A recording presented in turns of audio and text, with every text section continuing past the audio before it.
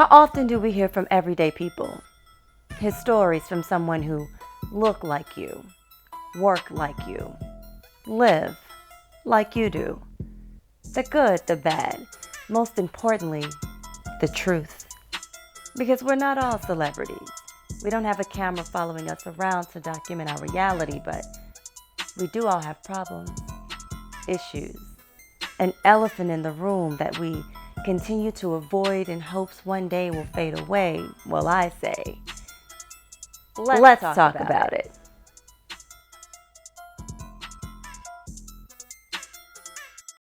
Ladies, for joining me for Let's Talk About It with Jackie Wade. I want you to go around and let people know who you are. So I'm Starling. I have been in Nashville, Tennessee for the last 20-something years, originally from Virginia, and I'm a local makeup artist here. I'm Sandra Hopkins. I live here in Nashville, Tennessee, and I am from the great state of Alabama. And I am a jazz singer and definitely a motivational speaker. I'm a minister, I'm a wife, I'm a really good friend and a great sister, and I'm excited to be here. I am Agnes Rogan. I am born and raised in Nashville, Tennessee. I am a wife, a mom of three, a minister such as Sanja, glam studio owner, and the list goes on. I'm also a mother. I have one son. I have also raised two stepchildren. My son is going on 6, and my stepkids are 20 and 17, almost 18. I have a full plate. Yes, you do.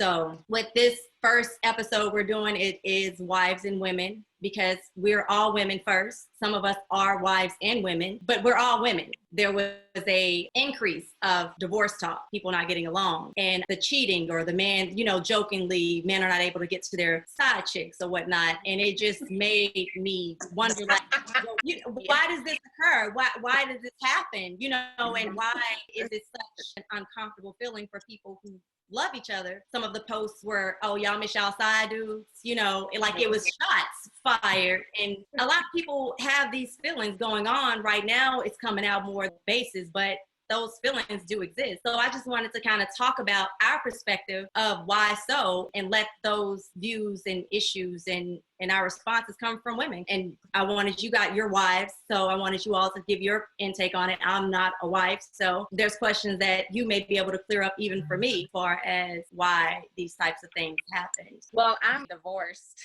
I'm an ex-wife, so I can speak to that journey versus being a current wife, and this is way before COVID. Before you all were wives, so you were women pursuing or looking to be courted. The main question that I have is, why do women stop doing what they did to be courted once they're married? I think that relaxation has a lot to do with why men look for that freshness. But I mean, that's me coming from a single woman, so maybe you all can kind of clear that up for me. Well, I mean, I can say in my particular situation, I definitely know about like keeping a relationship alive, as being in a relationship for a long time, because my previous relationship, we were, pretty much together through all of my 20s, some of my 30s. So a combined total of like 15 something years. So I definitely know about how to stay with somebody and keep it I think communication is key, and, keeping it spicy, keeping it fun, just, being able to, your partner should be your best friend. Right. And that's how I felt in my relationship until, what my downfall was, or what kind of broke us up, was more so I personally had to go through in vitro, which is a process that you don't know what you're going to go through until you go through it. And that ultimately ended up putting a lot of stress on the marriage, financially, emotionally, physically. He felt like he didn't get his needs met, so he ended up cheating. And so that's what kind of led to where we are now. But we still have a great co-parent relationship. We still, even through the COVID thing right now, we share him and we work together. We still sometimes eat family meals together, just to get through this time. But I feel like we still would have been together if it wasn't for that. I still feel like we were best friends, kept it you know, after so many years, you have to learn how to keep it spicy and keep it fun? Well, my husband's name is Steve, so I say before the BS. You know, there was a whole lot of things that I went through relationship wise. I mean, I just did. And I always had a great foundation as far as my wanting to have a great relationship. I think that my intentions were always there. But for me, I had just decided that I had been through so many bad relationships where I did not set a standard.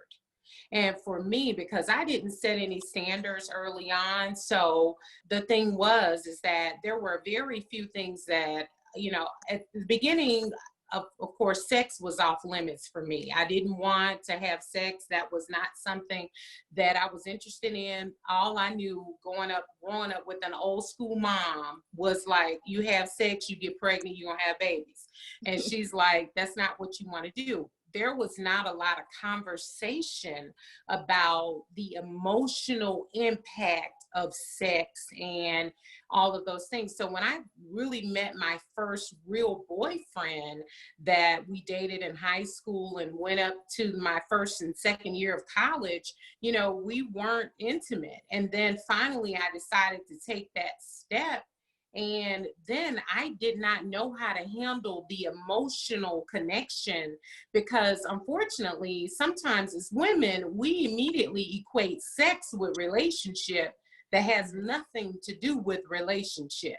It has all to do with the fact that you just, you just took care of your business. And as a result, I'm sprung, so that's where I was. So I didn't have a good understanding of that. It wasn't until years later until I started setting some personal standards for myself. I always believed that as a woman, that you should always have your own business. You should always be a boss. You should always carry yourself in a way that you brought the thunder, the pain, no matter what. You were the orchestrator of your own world. I never wanted to be someone else's side chick, but sometimes I'm sure during those dating relationships, I was somebody's side chick and I just didn't know about it because of the fact that I didn't know what the signs were. I didn't know what to look for. I just didn't have that education that we can give these ladies these days of things to see.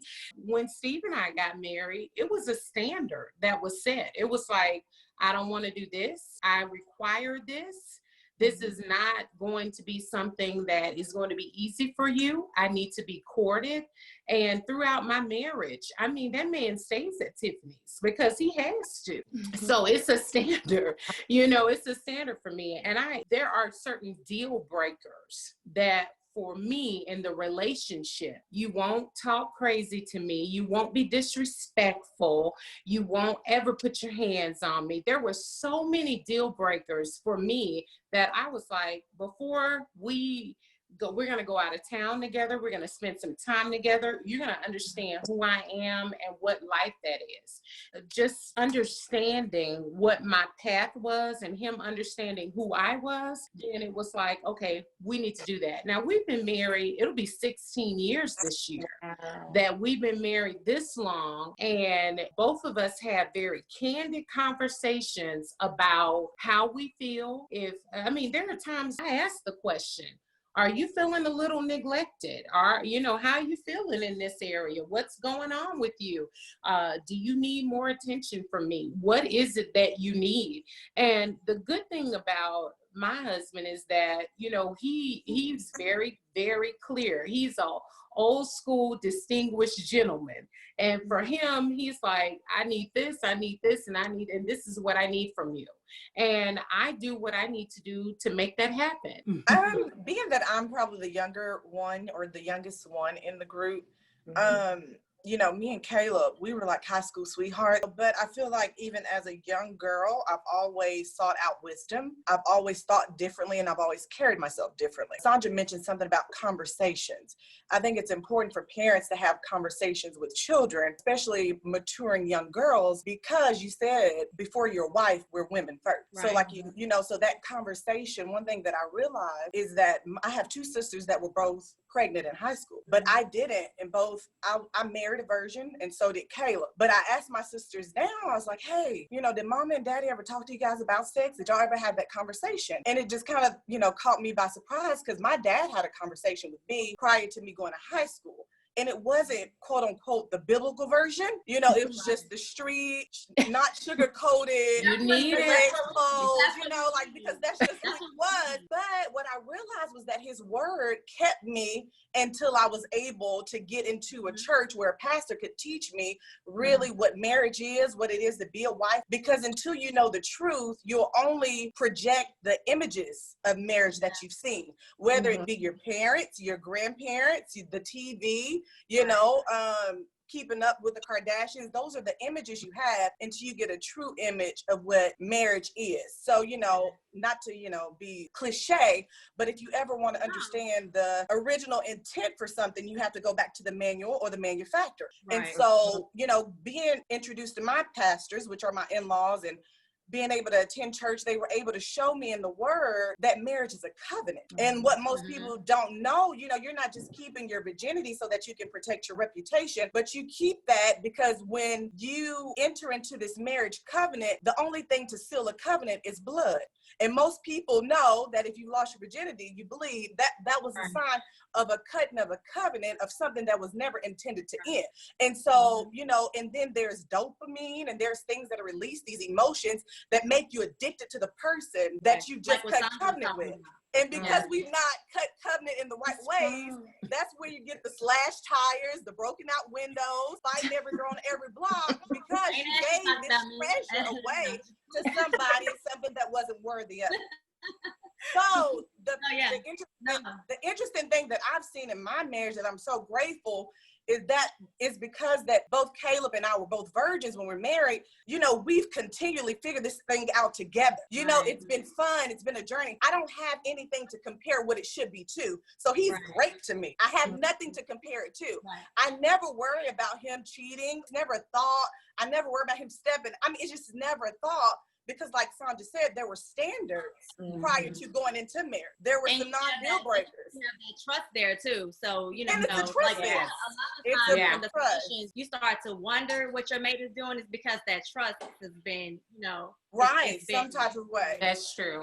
That's true. So I think that, not saying that marriage is perfect. Every marriage is going to be work. Psalms, I think 127 says, unless the Lord builds the house, you labor in vain. So if you're trying to build a home without God, honey, you're just working, and your work is not going to be rewarded because you can't do this without God. I don't see how people try to do it without him, because you need him for peace, for strength. Like you said, what about discernment? Okay, I noticed that my husband maybe I need to switch it up. Maybe, just being able to discern the moods and, just different things. I know women, we're trained to be very strong and vocal and bossy. And most men, once they make it, get some butts, they normally don't marry us. Because our mouths, we've been trained to tear men down with our mouths instead of build them up with our mouths. And we learn that in the word. Wise woman builds her home. And a foolish one tears it down with her own hand. So there's so many principles in the Bible on how to have a successful marriage. Let me ask you, Star, when you was talking about you went through a divorce because you had a hard time, right? So a lot of women, married or unmarried, if I'm in a relationship with a man and I find out that he's cheating, the first thing that a woman does is attack another one. How did you go about that when you found out that your husband was cheating? Like, did you go to the person that you made that vow with, go to the woman who you felt you could, release that tension and that anger out on? Very good question. I actually went to both because the young lady worked at his job with him, and literally I was pregnant at the time. I was about 4 months pregnant when I found out. So literally a couple weeks before that, I had my gender reveal at his job. So like she knew Right. So I think she, of course I didn't put as much blame on her because of course, he pursued her, but both had a little bit of responsibility because she was, she knew, I was around. So yeah, I think I felt more so with me being pregnant and everything I went to get pregnant, it was trail that was just like, right. Yeah. Yeah. That's hard to deal with. I was guilty of that, especially in my younger days. You find out that your dude is cheating. The first thing that you do is you confront the other woman. And Right. you confront the other woman because one, we're not done with this man. Right. We're just hoping that we can say something to this woman to make her back up. But then what about the other woman or the one that comes after that? Because I've always been taught and never listened, but learned that when you don't go to the problem, when you go around it, then the problem stays there. It's in the center. It's there, and that's the problem. When you're married, it's the man that you made the vows to before God. When you're dating in a commitment and you say that you're going to try to be exclusive, it's that man. It's not the woman so much so. Even I think the interesting thing is that most of the times now with social media being as strong as it is, we take pride in bragging on how great of a man they are. And you have these women that's like, he's that great. I want a man like that. And it's not, I want a man like that. I want that one.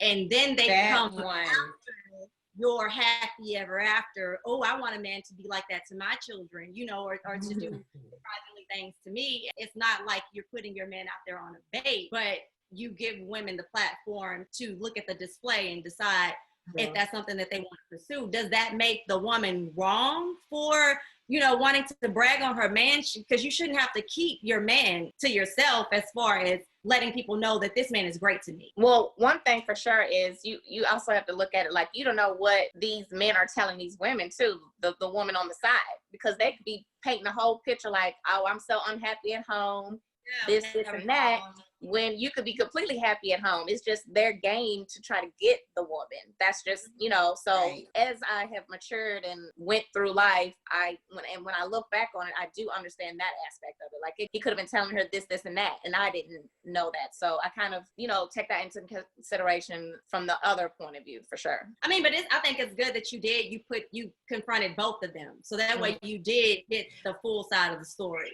I almost because of both too. Yeah. Oh, I mean, both of them deserve a conversation. Yeah, I don't think the woman should stop at all. But I think that I showed out. I was ready to fight, pregnant and everything. I ain't gonna lie. Even if the conversation was, "This is my man," yeah, and I don't want to see you call it. Yeah. I think that's important. Because you was pregnant, so pregnancy brings emotions up to the forefront, and it's going through these type of these phases. That within itself, with you saying you want to fight, that's very normal. Oh yeah. I mean, emotions are the emotional part of the woman is unfortunately sometimes misconstrued as just the ugliest part of us, which is not true. We are entitled to our emotions. We are entitled to feel the way that we feel. It is just up to us whether or not we're going to act on those things or not. And sometimes we do. I mean, in my dating life, I ain't always been sad, so there were times when I thought, okay, well, I've got to make some changes here because I don't like the way my life is going. I've been the other woman that has been confronted with a man that had been cheating, and I didn't know about her. She didn't know about me. And when we both found out, it was like, I remember one night, this one chick tried to run me over with her car. And and she was like, this is the one, I ain't always been saying. So I'm looking at her like, so here I am, beating on the back of the trunk, like, wait a minute, you're not gonna run me over. Like, I didn't know about you. I didn't know you existed. So I think that I don't know that these very genuine, organic conversations can take place without some sort of anger, but I do know that I have had conversations with women in the past that I have been the other woman where I said, I just didn't know about you. Mm-hmm. He lied to both of us. Mm-hmm. So it's whether or not you and I can have this conversation and whether or not this is who's winning today. So you think you're winning because you get to keep him, but I say I won because I left him. Mm-hmm. So those were some of the steps that you have to make a decision on whether or not that's what you want. Mhm. And so for me, I've been in that situation more than I'd like to admit to today. But the sad part about it is the fact that I had to learn some old, hard, tough lessons. And as my mother would always say, there's always a time you can buy you some sense. She said a hard head makes a soft behind.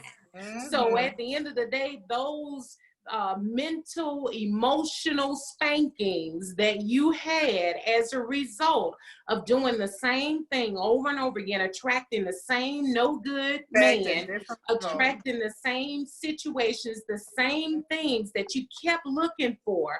You know, I had this little list in my head that said I wanted him to be tall, I wanted him to be light skinned, I wanted him to be curly hair, I wanted him to have a certain look. And I still remember that look, but guess what? I didn't marry that look. That was a standard that I had set for myself.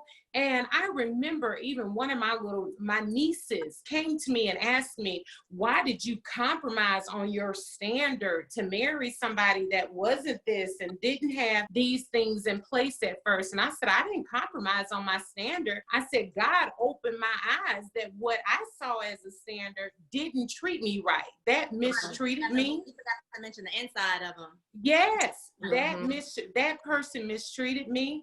That tall, dark, handsome, that tall, light-skinned, handsome man, he mistreated me, was abusive, talked to me any kind of way, misused my body, took my money, tried to take all kinds of things from who I was and the essence of who I was. So when I finally set a real standard that was based on biblical principle and not based on what Sandra thinks is attractive, then I realized it went off for me. And then it was like, you know what? You need to just erase this list.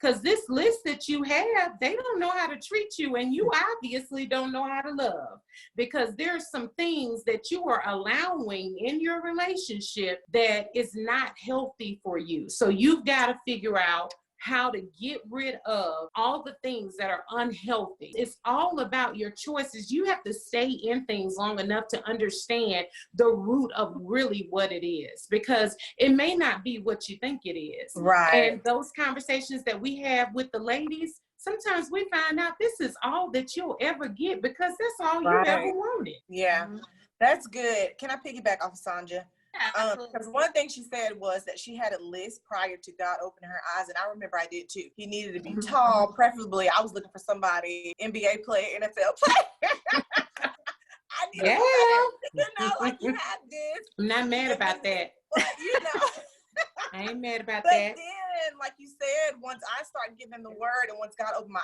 eyes, my list changed. I wanted somebody who loved God, not only went to church, but actually had a relationship with God on his own, because what I realize now is that you can't make anybody do anything. So even if you're the best wife and you marry someone who doesn't have a God conscience, honey, you can be cooking, cleaning, turning flips in the bed, doing tricks, and honey, he still go out and do something because he doesn't have this God conscience. And I see that, I'm not saying that a God man can't slip up, but I'm just saying that at least a praying woman can talk to God, like, okay, you need to talk to him. Like, you need to put some people around him. And another thing, the friends that are around him, paying attention to who speaks into his life, who's his mentor. One thing I was thinking about when me and Caleb were courting is that God gives you choices. He gives you options. Caleb wasn't the only person, but I had other options. And they were guys that loved God and they had careers and, doing different things. But Caleb best suited my destiny. And so I think it's important for a woman to understand her purpose and what God has called her to do in the earth, because when you're choosing a mate, you're choosing a business partner. You're choosing a lifelong partner. You need somebody that's going to best fit what God has called you to do. They're going to complement. They're going to bring where you weak. They're going to bring your strength. They're going to be complementary to what and who you are. You know, it's not going to be somebody I have to drag along. I don't got time to be dragging you along. I don't have time. You know, you want to motivate and encourage, but I need you to be self-motivated. You know, it's just the truth. The thing is, though, like you said, Agnes, you seek wisdom a little sooner than most of us. So it's like, I can attest that when I was young coming up, I was that person that wanted somebody that could take care of me. And I knew what that looked like, and I knew who could do that. So that's what I sought out. So I did date a football player that we talked about getting married, and it was like, oh, I'm going to be an NFL wife. But I did come in and I would see lipstick that wasn't mine in the house, little traits, because women want you to know that they're there. And I played may the best woman win, because when you were trying to court or be courted, or you're just trying to get the attention of someone that you do think that is your type, you think that this is the man that you be with, and why do I not deserve him? So women, they're battling for someone's attention, and they're not looking like God comes later to the 20s, sometimes in your 30s. You don't really know that you're God-fearing men until God puts it on their heart to say that, you know what, I need to step back. I need to actually reevaluate after being mistreated maybe a dozen of times, or really the person I'm choosing. I keep being single, like what goes wrong? And it may just be that my tall, dark, and handsome, like Sandra said, is not what God has planned for me. I don't know that. Right now, I'm looking at who's going to put me in the Jaguar and make sure that I can go shopping. Exactly. And that's the reality. Who's gonna keep up my standard? I'm not mad about that. When you're young, that's what you think. So you don't necessarily get that. And I grew up in the church, you know, and Mama grew up in the church. So I had the morals, and I understood what a Christian woman looked like. I knew how to present myself to where I was worth having. But at the end of the day, I enjoy getting the credit cards and driving the car, or going to Miami for So it takes time to get there. I think that I'm now at a point to where I'm like, okay, I'm ready to settle down. Is there something wrong with the way that I see things? Is there something wrong with me? Why am I not married? I'm 40 years old. But you don't think about that in your 20s. You are a very rare case. Yeah, absolutely. Well, I was thinking too, you know, I would like to attribute a lot of it to my parents. You know, I'm the oldest of 9, and my dad was extremely hard on me, but there are so many days where I'm just so grateful for his upbringing, because he was just so truthful. He didn't sugarcoat, and he gave me the best information to the best of his knowledge, and it has really carried me, because what they try to do is coach us on the opposite sex. Dad is like, you know, this is what he wants, and when he gets it, this is what's going to happen. Just like telling you the truth. So even when, like Sandra said, before I wasn't always saved, I got saved at like 15. That's kind of like always. No, always. But you know, like high school, you know, I was still like, okay, so daddy's like coaching me, and they're trying to help me to understand what guys want. But I'm like using, okay, well, I'm gonna play this game. I know not to go this far. I know to not be easy. I know I liked when I would show up places. They're like, oh, where are you from? Are you? Because I didn't go to clubs. I didn't do what the average girl did. I wanted to be something that you didn't see every day. You know what I mean? And so they respected you, and they looked at you differently. It's like, oh, she's not easy. Oh, you just can't get her. Like, you come to me, what's up, girl? Can I have you? No, it's not happening. No, you can't have my number. Like, no, you can't address me like, what's up, girl? There's a way to even approach me, even as a young girl. So you can play these games. I'm like, okay. You know, I was thinking about Jackie's like, you want somebody to take care of you. Mama was like, be able to buy your own burger. Be able to buy your own steak. Exactly. And so, you know, and so that's when I came up, was being able to have your own. You know, even when I was doing my shop. So my motto was, make my money, keep my money. It's been there, right? So it was never that I didn't make it, because, you know, Mama. Right, absolutely. So it's like I would stack my money. You know, it wasn't that I was just waiting for somebody to take care of me, but I would find somebody, because Mama always said, don't date anyone that can't bring to the table what you bring to the table. But you want to bring something to the table. So I've always been that. And I will say that, Agnes, your dad, he was the one who, because I lost my dad early, and your dad was around when my dad living. So when I did get to 17 or 18, he gave me those same talks. And when he saw the guys that were coming at me as I was developing, and it's like, oh, have y'all seen Tanya and Sean, them little sister? And he'd be like, Jackie, them niggas don't want shit. You know, don't talk. Right. He's just it was was straight cutthroat. It wasn't no, what, take it easy, just kind of make sure that you dude don't want shit. He just trying to whatever. And I can appreciate that. Right. I definitely do. Yeah. I do. It didn't necessarily turn me away from those dudes, but it let me know how to. Yeah, I ran to that. I mean, Erica, I'm sorry, you go say something. No, go you're ahead. fine. I was just saying, kind of piggybacking off of Agnes, kind of like my dad raised me, and he was really hard on me too, and kept it real about boys and stuff. And he's a pastor. I grew up in a church. I actually met my ex-husband at church. It was crazy because a lot of people never understood why me and him got together. I guess people had a stereotype of what type of man I was supposed to be with, but I actually never had a type of guy. I am very much a very organic person. Like, I go off of connections. Mm-hmm. When I meet people, I pretty much know within the first couple of times whether I'm going to be connected to them regardless. But, when I met my ex-husband, he didn't even have a car. He was fresh out of jail. That's a good point. Right. But some of the qualities that I loved in him, he always had his kids in church. He was an amazing father. When we first started talking, we had like our conversation, which just felt so easy. It felt so natural. And even though at the time, I luckily I made a lot of money on my own. I was more independent. So I felt like have whatever type of dude I want, I'm straight. So I just kind of went more so with somebody that I really had a connection with. And we ended up being together for over a decade. Wow. Overall, he has amazing qualities. He's a good person. He's an amazing father. But, stuff happens. Wow. I was going to say, Jackie, do you think that it's possible that women miss that husband or, this option that God brings because it doesn't come in the package that they intended? Maybe he didn't come millionaire status, but what if that millionaire status is in him?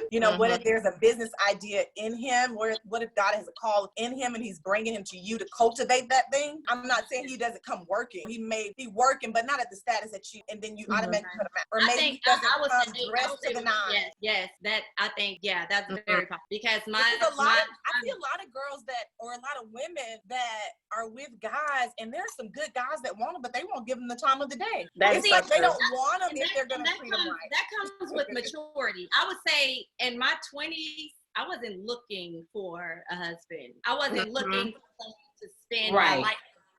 Because in opposite of you, my older sister got married out of high school. So I was so happy and relieved when my younger sister had a child and said, I don't want to get married. And I was like, oh shit. So that's an option.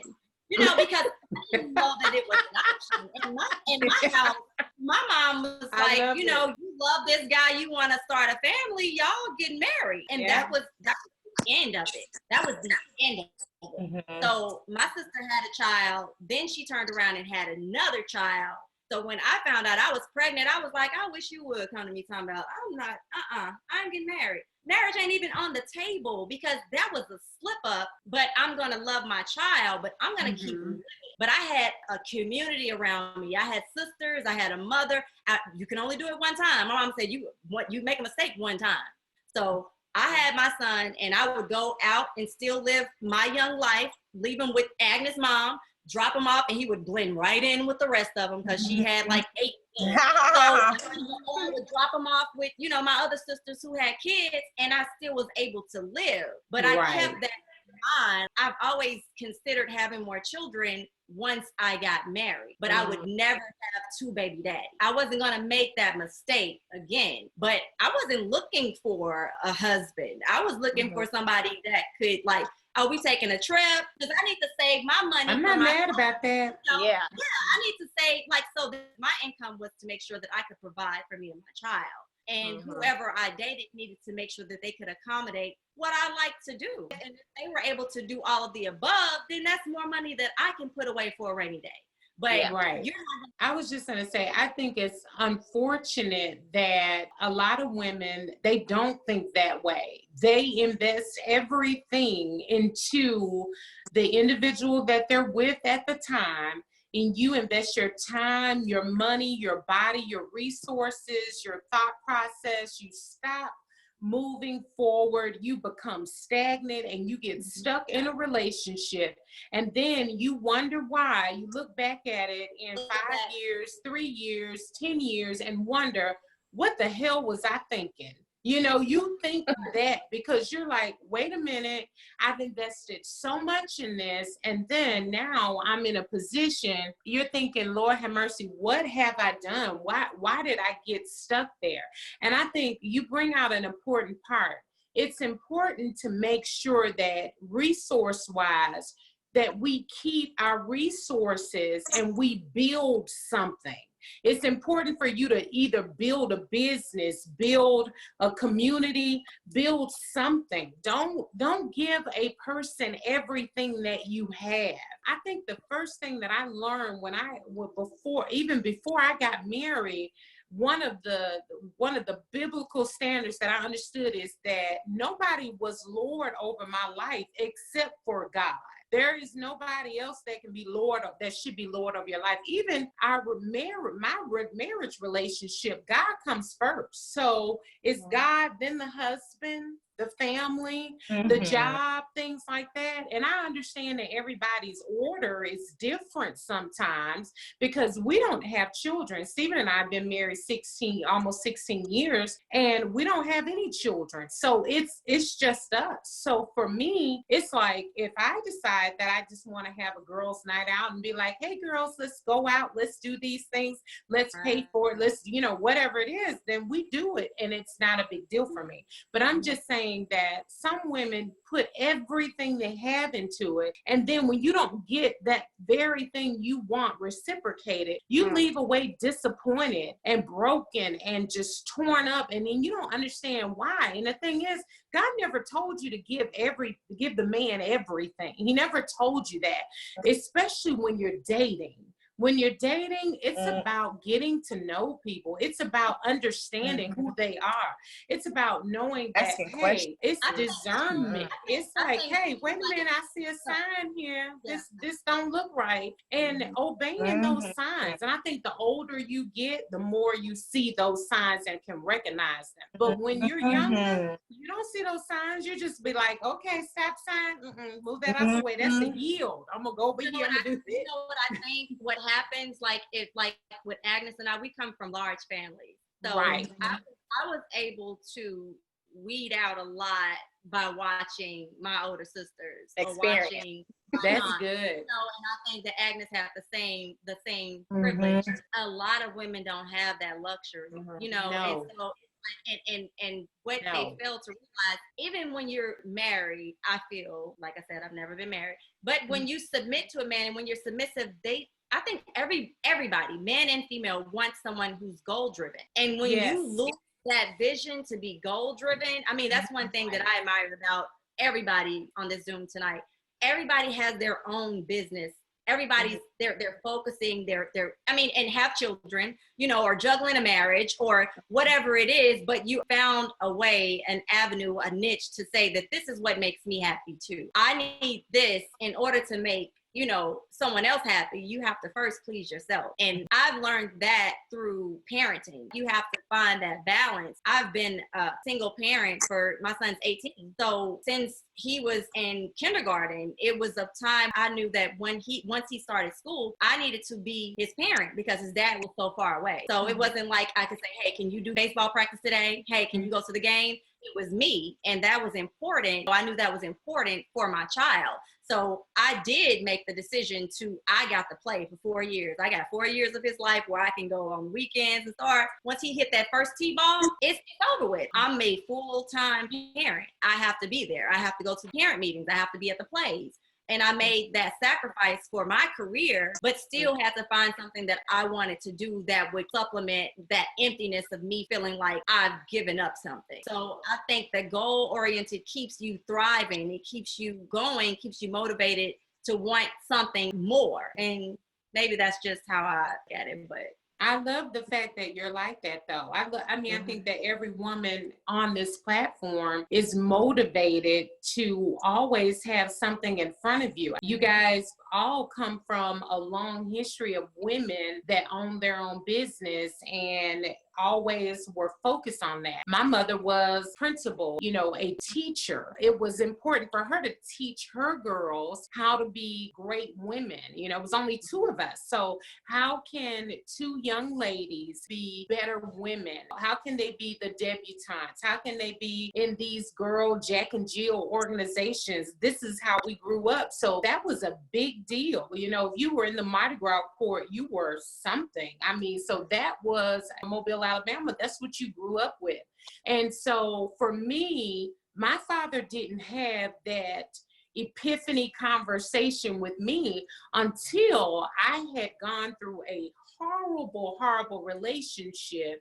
And before, probably a few years before he passed away, I remember being in the hospital, had carried a baby for 31 weeks for a man that I had been in a relationship with, who was actually a minister in a church, and he was horrible. And I thought that he was the one, and he manipulated me, and that's just a total different things. And I played my part in it because I thought, because of his position and his status, that he would not be capable of doing the things that he did, but he did. And so here I was at 31 weeks having a miscarriage and having to have a child stillborn. And my father said to me, he said, at that point, he says, I didn't realize that I needed to tell you that you never give a man your money, your body, and your person to. You never, ever do that. And it took me, and I was, you know, well, almost 30 years old. And I thought, wow, all this time, here I am seeking these and having and desiring these relationships and not ever getting it. And then I finally get some of the things that I think that I have that aren't really, really real. It wasn't real. And so for him to come back and tell me that was the epiphany or the aha moment for me, to make me have to look at myself and say, Sandra, what are you doing? What are you doing? Let's make some changes, and let's make them now. Let's set a standard. Quit being the side chick. Quit being this other woman. Quit being this girl that's compromising. Quit doing all of this. Make a decision to be better, not for someone else, but for yourself. But for you. Stop going through hell over and over and over again, thinking that something different is going to happen, when that's just the definition of insanity. Insanity. And that's what I had to do. I had to, and it took, and I'm just saying that everybody doesn't have their moment at 15 like X, which is a blessing. But sometimes it takes women years to finally uncover and allow God to just say, you know what, this is the real you. Let's pull the mask off. Let's take off the makeup. Let's take off the, you know, the what they call the walk of shame. Let's get rid of all of those. And let's just look at who you really are and understand that underneath there's somebody who needs to be loved and loved for real. And the first person that needs to understand the love is you. Right. Yeah. And can I say that maybe that it takes women so long, and I know your mom and dad was married for a long period of time, but what I see is that we live in a generation where there's so many broken families and broken homes. And maybe they got married because they got pregnant, or maybe they got married because thought this was the right thing to do. I don't think anybody gets married thinking that divorce will happen, or they wanting to divorce. They get married with the intention on being married forever, but because we're not given the proper tools or principles to actually have a home, then children are having to come up in broken homes. Another thing that I do appreciate from my father is that he was there. He was there, that affirmation, the conversation of making sure and instilling that love even now I tell my husband, listen, don't make me call my daddy. Like I know he'll be there because he's proven to be there. He's proven to weather the storm. I remember in high school, like these girls were saying they were going to gang me when I got off the bus stop, and I called my dad. I was like, hey, they said they're going to gang me when I got off the bus stop. Do you not know that when I got to the bus stop, he was there, ready to rumble? You know what I mean? When there were guys that were mistreating me in school, it wasn't him going to the principal's office. He was going to do that. But I remember like getting off the bus. He was at the bus stop with my cousin in the car, one of my hood cousins, and we followed the bus until the boys got off, and he told the boys to get in the car, and my dad like had his pistol on his lap and the dudes are in the car, and basically had a conversation like, this is my daughter, this is how you're going to treat her. I bet not ever hear. Of course, he used his vulgar language and his intimidation, but he's never allowed me to feel like I've not been protected, I've not been cared for, I'm not I was a treasure, I was something to be valued, I was something worth fighting for, I was somebody worth putting my life on the line for, so that's the expectation that I had. I tell my, to be honest, my dad's been a hustler all my life that I know of, but he's never failed to provide. And I tell my husband, that's the standard that I've seen. I've never seen take crap from anybody. That's the standard. That's the Superman of an example that I have. And so now going into a home of my own, it's like, okay, my daughter needs to know that daddy ain't nothing to play with. Like she needs to know that she can call you when her back is up against the wall. Even now as an adult married woman, I can call him for like the most sound advice. Like he's someone that I could talk to. Right.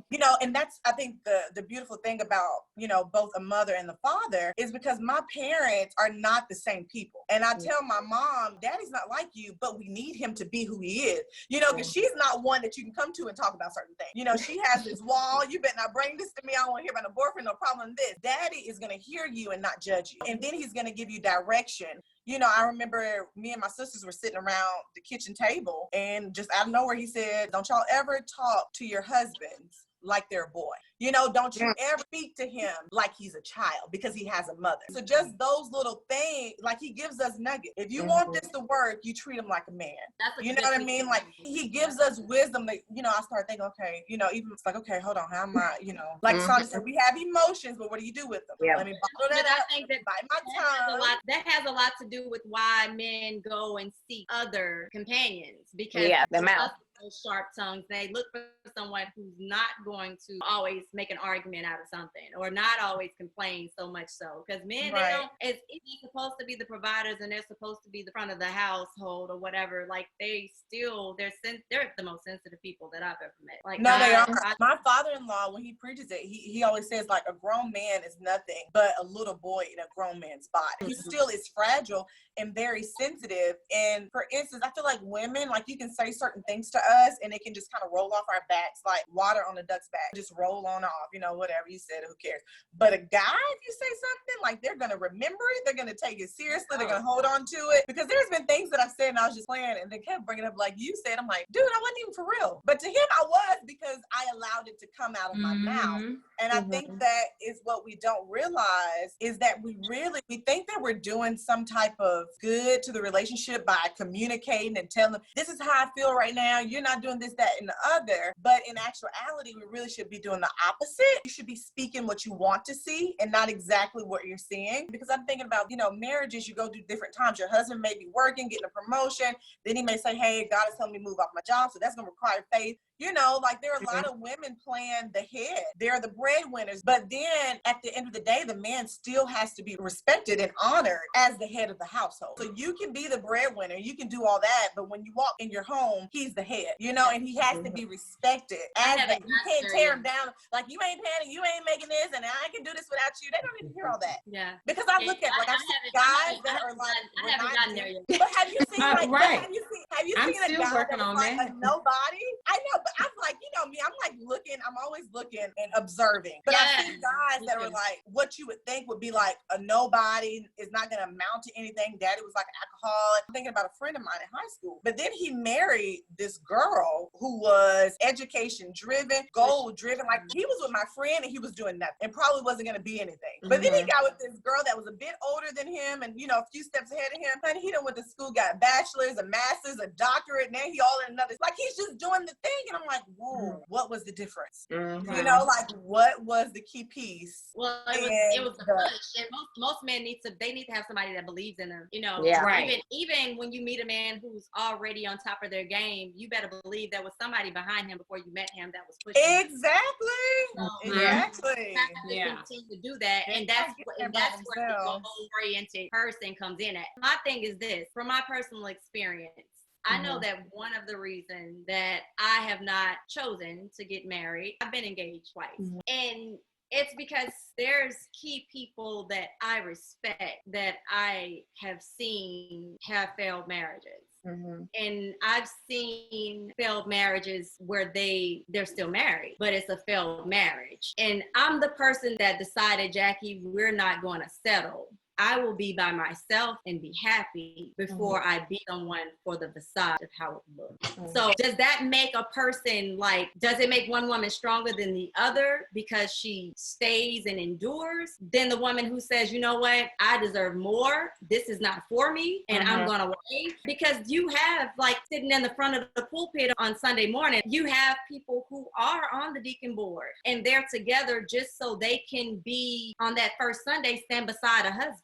You know, or they can dress alike and say, hey, look at my family. And you go home and you cry, or they walk out the door and you don't see your husband until at night because he's gone with another woman. And you'd rather deal with that than to find the happiness. And I think that goes back to Agnes when you say, do we miss the guy that God maybe intend for us to be with? And I think sometimes you marry the wrong person. Those are some of the things that happen in your marriage, but does that mean that you stay? I can definitely speak on the whole staying part. I actually got a lot of pushback for leaving my husband, actually. A lot of pushback. I believe it. Well, you got to think too at the time, I'm really known. He's kind of really known. He's from Nashville. He's a local, he's got the whole Go Grill. We kind of were like the whole Bonnie and Clyde type couple. A lot of people looked up to us, kind of like unconditional love. We weren't together because of, it wasn't the whole typical guy that people thought I would be with. It was just genuine. It was real. So everyone was like, he made a mistake. It wasn't like this was like a relationship where he was having like a whole affair,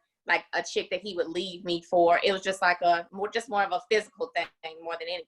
Because some women feel like it's worse when men are in an actual relationship where they love another woman, where they're in love and they're emotionally tied to this woman versus just taking them down and hitting. So that was pretty much this situation. I got a lot of pushback about leaving him. I think it does take a lot of bravery because you got to think Kingston was like 1 year old when I left. Do you want to be a single Black female raising a child on your own, financially having to take the burden? I never put him on child support until recently, but I did everything on my own, paid all my bills, but it took a lot of strength and bravery and me knowing what was going to make me happy versus me staying in a situation that I know emotionally I still couldn't kind of work through the hurt or through the pain. So I just kind of had to make a decision on what was going to keep me happy. And to me, it was very important for me to be happy for my son instead of a lot of people staying in things, trying to stay together for the child, but they're miserable. They hate each other. They argue all the time. I didn't want that. I didn't want Kingston to see that. I really felt like we could co-parent really well because we still have that friendship, like the base of our friendship, the base of our relationship is really strong. You know that you don't realize when kids are involved, they dictate what's right and wrong based upon what they see their parents go through. And that was the thing when I was dating and I was in my relationship I recently ended, and it was a domestic violence situation, and it was like, am I giving my son the okay to think that this is okay? Because when you hear the bickering back and forth or the name calling or the slam doors, you're building character in your child.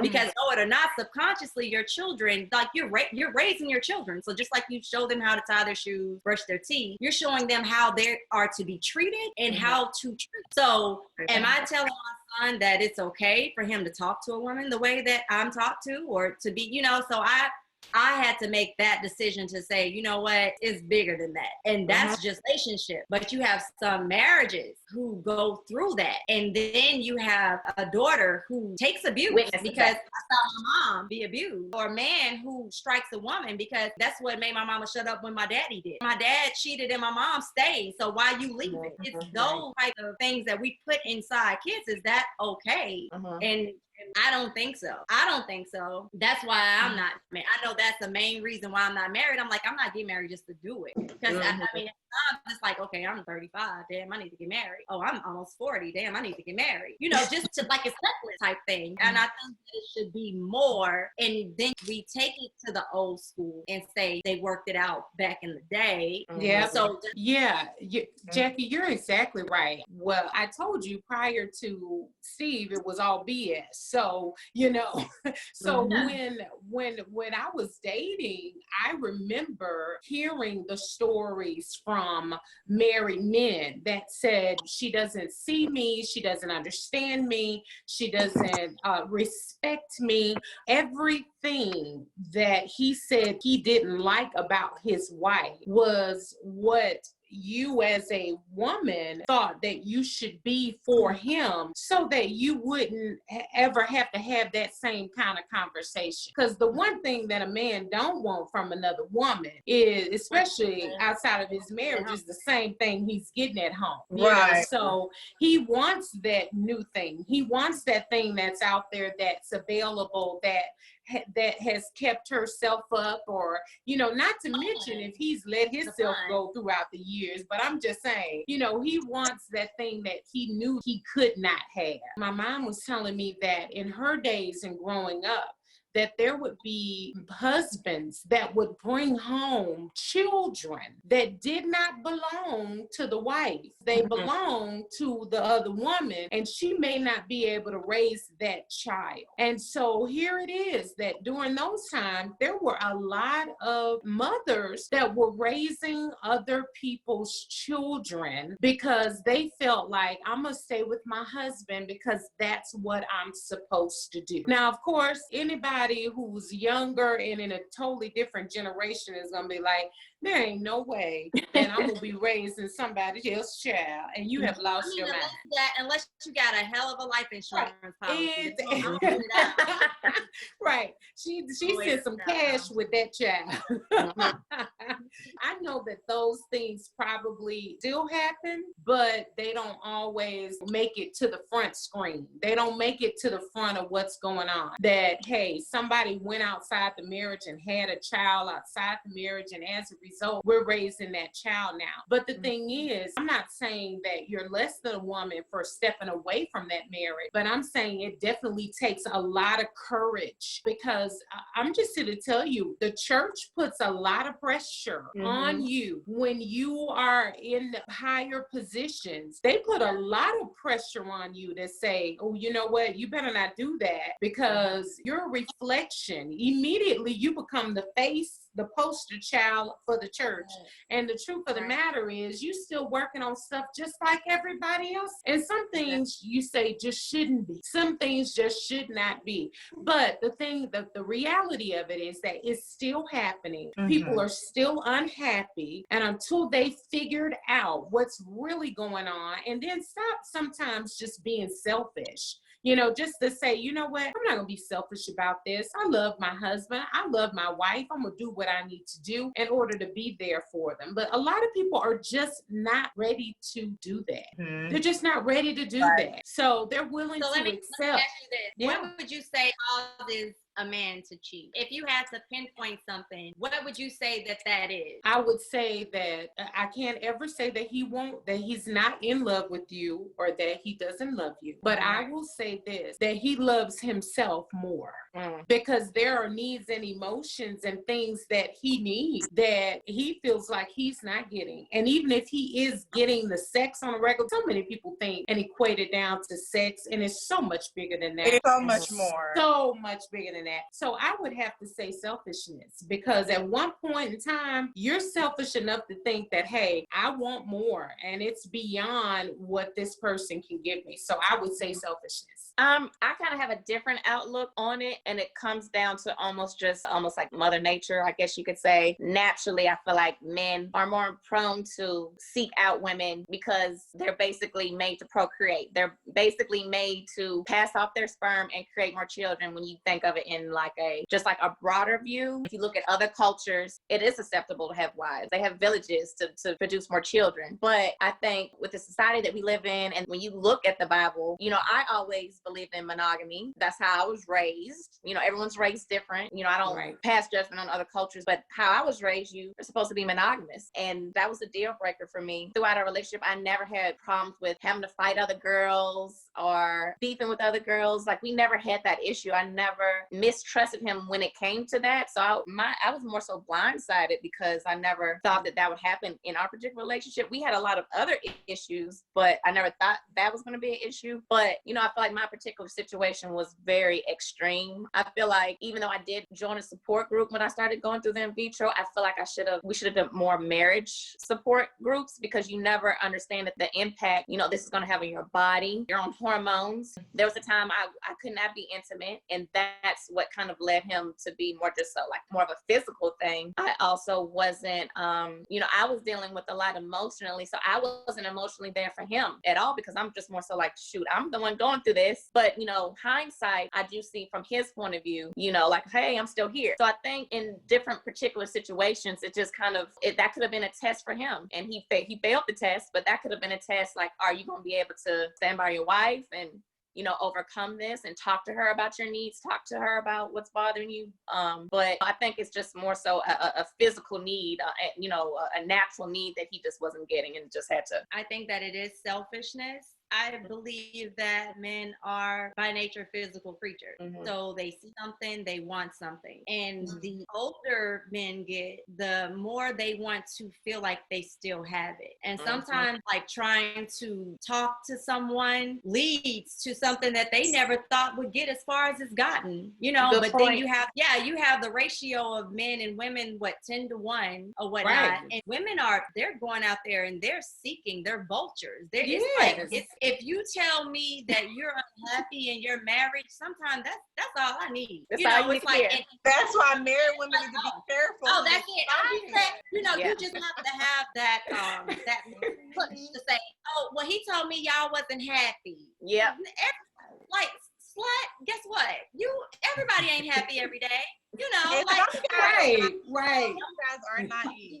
But, and it's like, so it's a physical thing, I think, on top of, I will say, like, right now, today, what the women are going through quarantine, we are probably in our most comfortable conditions, meaning sweatpants, hair pulled to the back. We probably put on makeup to do something that has to do with an outside world, to make a post, And we have a man at home that we should be our most selfish for. This is the time that we should be wearing our little boy short, let the kids go to sleep, and then I'm putting my lingerie or whatever it is. Yeah. It's something that intrigues him and makes him feel like, oh, she's paying attention to me. And vice versa. The men should do it as well, but that's just me supporting my men are physical creatures. So you have a man who has a woman that he loves, because 9 times out of 10, if he's with you, it's because he loves you. That means he's connected to you. Physical creatures that doesn't mean that they're connected to them emotionally, or that they have any type of love or anything at all for something that they see. It's like a woman who loves houses. When you go house shopping, you're not cheating on your house. And men see it as something that simple. If I'm looking at another woman that I'm attracted to, it doesn't mean that I'm my woman. And it's like, but then you go a little bit further. You go a little bit further because you end up being in her DMs. You make a comment on her picture and she responds back. And now, and that's how you said, you said he made a comment on her picture? No, I'm saying, so it goes from that looking happens. to reacting. That happens. It goes from looking to, I look, and maybe if I'm married, I don't follow you, screenshot so I can find your name real quick. Then I follow and I see after like 3 or 4 pictures, then I might DM because I can't let my wife see me comment and say, wow, nice picture. So I'll DM you. And if she comment and say, thank you, that's an open conversation. So then where does that go from there? Because I don't know that you married when you say, we shouldn't have went that far. He shouldn't have gotten that far. Exactly. Well, I mean, So then it's like a little sneak thing. It's a fantasy, right? It starts in the mind. Right. Yeah. It starts like, wow. how far can this go? Yeah. So Dudes will downplay yeah. their situation though. Like Yeah. I've definitely been in situations where a dude completely downplay or, you know, manipulate to make you believe one thing. And that's just game. And sometimes you just get so deep involved in the situation that it puts you in a different situation where I feel like a lot of guys, you know, sometimes there are a lot of women who will sign up to be a side chick. So them being honest will actually make it easier on them because she's gonna play her role. Still to come on Let's Talk About It with Jackie Wade, Wives and Women. You found out that your husband, your boyfriend, your main interest was cheating. What would you do? Unacceptable. People see what they want to see. They believe what they want to believe. I would want to figure out where the door was open. Why I would stay with him is because he would stay with me. If you cheat on me, I'm going to cheat on you. And I'm not going to give you that one up. You're not going to get that one up. No. Hey, God is working on me. I don't know how to turn up. And I'm a lady, so it's probably going to be with an X.